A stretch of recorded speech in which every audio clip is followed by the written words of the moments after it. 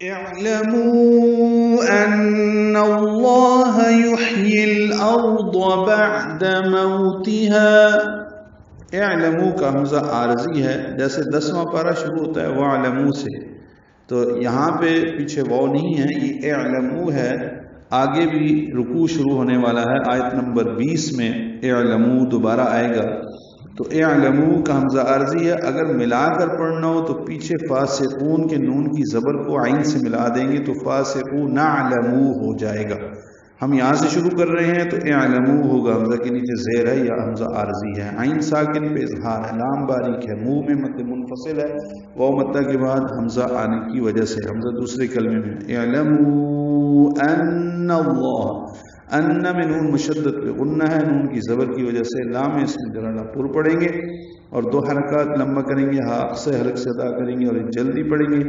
یحیی ہا ساکن ہے، اس پہ ہمس ہوگا، یا کے نیچے کھڑی زیر تھی لیکن ملانے کی وجہ سے زیر لگا کے لام سے ملا دیا گیا۔ یحیی الارض، لام ساکن پہ اظہار قمری ہے کیونکہ حمزہ حروف قمری میں سے ہے، را پر ہے، ضاد پر ہے۔ یحیی الارض بعد موتها، عین ساکن پہ اظہار، دال کو جلدی ادا کریں گے، مو وولین ہے، ہونٹوں کو تمام گول کریں گے، تا باریک پڑھیں گے، حال مدہ 2 حرکات لمبا کریں گے، بعد موتها۔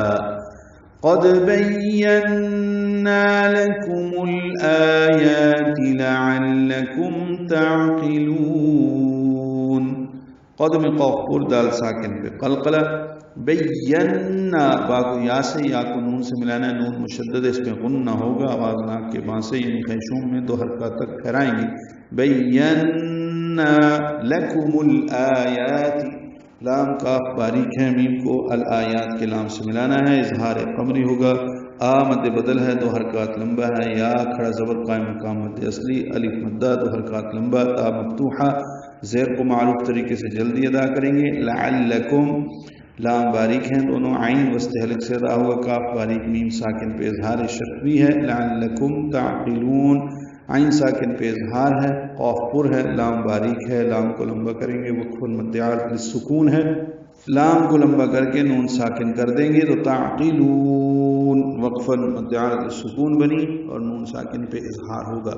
خوب جان لو اللہ ہی اس زمین کو مردہ ہو جانے کے بعد زندہ فرماتا ہے، بے شک ہم تمہارے لیے نشانیاں بیان کر چکے ہیں تاکہ تم عقل سے کام لو۔